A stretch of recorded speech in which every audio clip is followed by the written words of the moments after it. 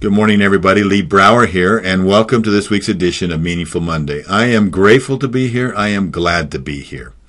I've been thinking over the last several weeks about, ever since attending the Abundance 360, which is an amazing event that kind of gives you a glimpse into the future, lets you know where we are now in terms of development within the global economy, technology, and science. And one of the things that's for sure certain that comes out of that is we are accelerating at such a rapid, exponential pace. The changes just in 1 year, the advances, the changes, the chaos that's creating in each of our lives, the potential chaos is astounding. And I look at what we do at Empowered Wealth. And for the last several years, if you ask me what you do, I said we strengthen families. We empower families. Everything that we're all about is to strengthen and empower families going forward in the future. But in conversations with Ron Nakamoto, our CEO, and working with him, I love to talk to Ron because he challenges me. But he doesn't challenge me because that's his personality. He challenges me because he's constantly thinking. He's constantly studying. He's constantly writing. He's constantly talking about how do we strengthen families? How do we bring the principles and concepts of empowered wealth, of true wealth, into families to empower them throughout the world? And as we were talking, my vision shifted. I realized that we really can't change families. Empowered wealth cannot empower or strengthen families. Families are different. One of the things that I've learned is that happy families, when you really look at happy families, all happy families are alike. And then all unhappy families, each unhappy family is different in how it's unhappy. They're unhappy differently. And so as you look at that and all of the challenges of it, what are we really doing? What we are doing and what we strive to do with your help, collectively, together we're better, is that we are strengthening family leaders. It's all about family leadership and allowing them then to strengthen their families, allowing them to come up with creative ideas, creative solutions that can be shared as we work together with the many challenges and opportunities that are facing us as individuals and families moving forward in this accelerating global economy, accelerating technology, and accelerating sciences that's happening. It's going to be very unsettling in so many ways. Well, how do you strengthen the family? What is that all about, and how do we make it better? You know, I like Mother Teresa. She has so many quotes that were so direct. You know, one time she says, "What can you do about world peace?" She said, "You can go home and love your family." I thought, wow, that's profound. The family is at the center, and the family is one of the great stabilizers, and it has been forever. It can help us understand and how to deal with things. A year ago, when I attended the Abundance 360 workshop in California that Peter Diamandis puts on, and he brings together all the top great thinkers, one of the statements that came out of that was extremely exciting, but at the same time disturbing. Many people became excited with this comment. There are over almost 1 trillion sensors that are being planned for right now to be built. Sensors that will determine everything. When you sit in the car will know you. It'll know your tendencies, what music you want to listen to, where you want to go. It'll take you there. You probably won't even have to drive it. Sensors on refrigerators. You go and grab the refrigerator handle. It'll sense what your needs are nutritionally and recommend what you should take and eat for you at this moment, what your body is really wanting.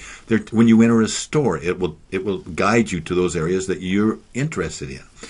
However, with that came the comment was that your children will not be able to lie to you in the future. I said, whoa, stop right there, because my children have a right to lie. That's a privilege to lie. Now you may say, why is that a privilege? Because how do you learn? You see, if you start guiding me and making me do certain things, or if my child walks through the door and I say, where have you been?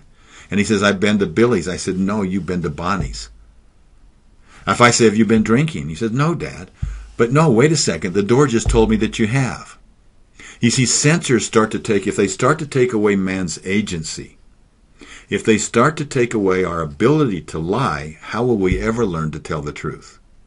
And that's what we're here. One of the great reasons we're here on this earth is to learn how to tell the truth, to learn how to accept the challenges that are out there. And if we exercise control over that to the point of where we'll have anarchy, we will have anarchy in this country and throughout the world, because we will rebel on that. When I was 10 years old, I remember I sat on the edge of the bed and I said, today I'm getting up, I'm going to go out, I'm going to mow the front lawn, I'm going to mow the back lawn, I'm going to trim, I'm going to get my 50 cents, and I'm going to head for the local pool. We called it the plunge. And it's cost me 25 cents to get in, and I got 25 cents to buy candy. And I'm out of here by 11 o'clock. As soon as I thought that, I sit up on the edge of the bed, ready to get dressed. My dad yells down, says, son, get out of that bed right now and get those lawns mowed. Whoa. What did I do? I went right back down. Agency is powerful. You take away a person's agency. You take away a person's agency, and ultimately you're going to have anarchy. If I lived in a home that I couldn't lie, I would probably run away.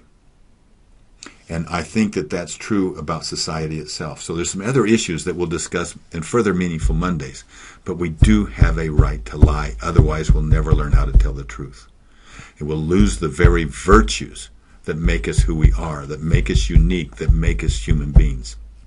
So, yes, I'm excited about censors, but I'm also concerned about how we learn to work with them, how we learn to create the virtues that we're here on earth to embrace. And that's going to come through the family.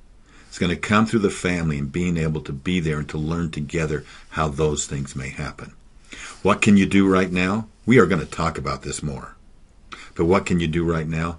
Let's talk about the A cube factor for a second. I think if you always fall back on that, from that you will glean some strength in ways that you can work. We call it the A3s. The first one is appreciation. You know we always go big first. So what are you doing today to appreciate your family, each member of your family? And showing that appreciation and allowing them to learn how to show appreciation back creates attraction, and it will attract greater relationships, greater opportunities to your family, but it will also attract and keep your family together. Attentiveness. What are you doing to stay attentive to the needs, the desires, the vision, to be a cheerleader for your children, for your wife, and for yourself? What are you doing to be attentive to those things that matter most, to those things that are essential? And the third thing is accountability. How are you accounting to yourself, to your God, to your family, for the things that you know you can be doing and should be doing to be a stronger and better family leader? Let's focus on those three things this week, shall we? Appreciation, attentiveness, and accountability. Ask yourself about those three things. We've got a lot to talk about. I look forward to talking to you next week. Thank you for joining me today. Have a meaningful week. I'll see you a week from today. Bye-bye.